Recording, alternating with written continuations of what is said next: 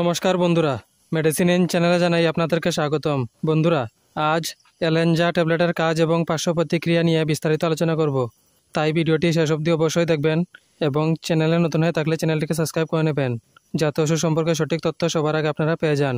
এলেঞ্জা tablet এটি তৈরি করেছে ব্লিসন মেডিপ্লাস প্রাইভেট লিমিটেড। এটি যে উপাদানটি তৈরি করা হয়েছে তা হলো ট্রিপসিন 96 mg, ব্রোমেলিন 180 mg এবং রোটোসাইট ট্রাইহাইড্রেট 200 mg। এটি একটি স্ট্রিপে 10টি ট্যাবলেট থাকে। এলেঞ্জা ট্যাবলেট সাধারণত ফুলা নিরাময়ের জন্য ব্যবহৃত হয়। এটি টিস্যুতে রক্ত জমাট বাঁধার কারণে ফুলা ভাব এবং ব্যথা কমাতে সাহায্য করে।